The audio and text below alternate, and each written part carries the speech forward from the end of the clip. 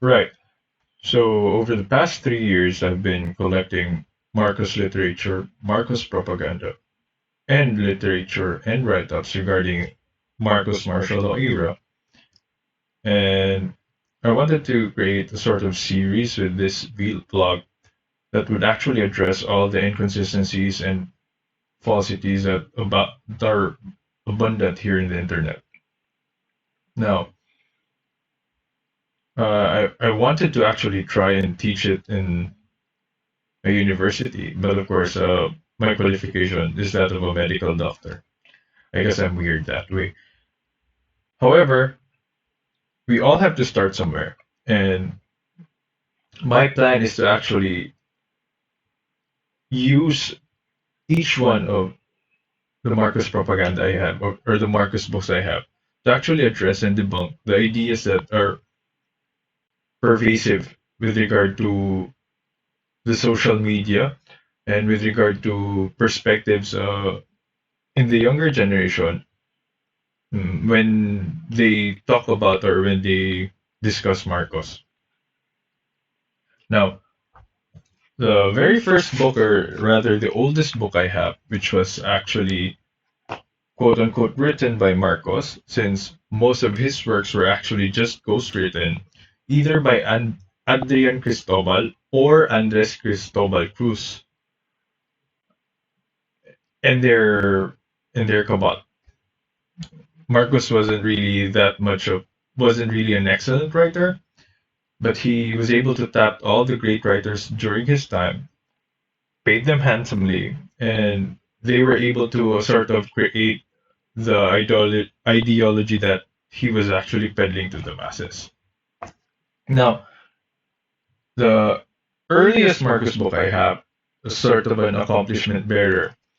If we actually read one of Miguel Paulo Reyes's article on Marcos literature or Marcos propaganda, this represented an accomplishment bearer.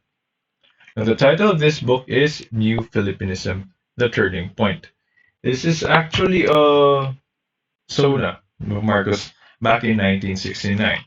Now, what was important in what was important with this book was that during 1969, he was actually gunning for re-election, and he was going to go against Sergio Osmeña II or Sergio Osmeña Jr. I still have to check that later, but to date, that the 1969 election was the dirtiest in history, with both sides actually taking advantage of whatever they possessed, the guns, goons, and gold strategy. It was the most corrupt election, and Marcos even took advantage of tapping into no, Marcos even tapped into the central bank in order to actually generate funds for his re-election. He won, but it was a costly re-election and sort of precipitated the Philippines' downward spiral into progressive, uh, progressively more and more becoming a debt generated economy. Now, in 1960, New Filipinism is important. I think with regard to what Miguel Paulo Reyes said, because Filipinism as an idea was actually used by President Justado Macapagal, the president who came before Marcos. However, as we see in this book was quite, to say the least, an act or rather writing that was full of hubris. Was among the important things in this book was the identification of Marcos that there was a large gap between the rich and the poor, and sort of faux answer or a sort of false answer to such a problem.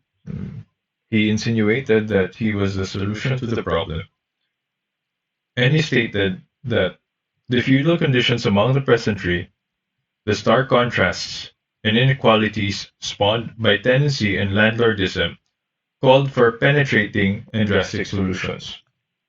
He would actually play into this idea, especially later when he had actually declared martial law.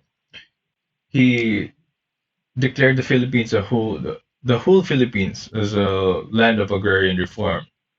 This was actually still useless because, of course, people like Danding Kuwangko and the like took advantage of the poor peons or the poor peasants and used the land to their own purposes anyway, and simply actually just bypassed the agrarian reform acts that were created by Marcos.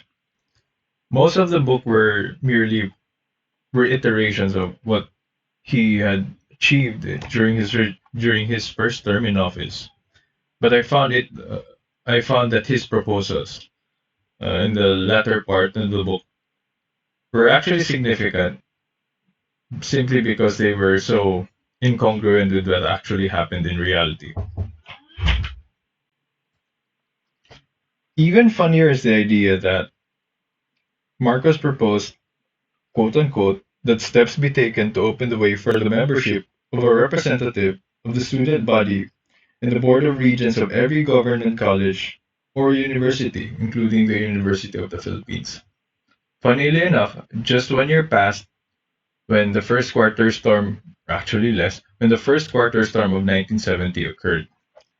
This happened when student leaders called for the resignation of Ferdinand Marcos due to the fact that corruption had already become rampant and noticeable even with the student body. Among its leaders, there were a few who actually went to Malacanang to sort of broker a deal with Marcos. And the issue was that when they asked Marcos to actually sign a document that he would not run for re-election in 1973, he called one of them son of a grocer. I believe it was Lagman, but I might may be wrong. This simply encapsulated the treacherous nature of Marcos as a president. He would actually ramp up not only acting against the protests, but actually acting against the politicians who actually went against him. The culmination of this was martial law, where he actually focused on incarcerating or imprisoning three people: Alfredo Roses, editor in chief of Manila Times; Jose Jokno, a lawyer who was a lot more moral and a lot more intelligent than him; and Benigno or Ninoy Aquino, who was his greatest dissident. The new Filipinism ends with sort of little more than plans. This sort of forecasting, political forecasting, figurative or no, this forecasting was actually practiced by his ghostwriters even in later works such as Towards a Filipino Ideology in like the late 1970s to the early 1980s. We will of course, if time allows, tackle these in due time and tackle these book by book. Thank you. Shout out goes to Joshua, Elaine, and Recheline for helping me with this. Bye.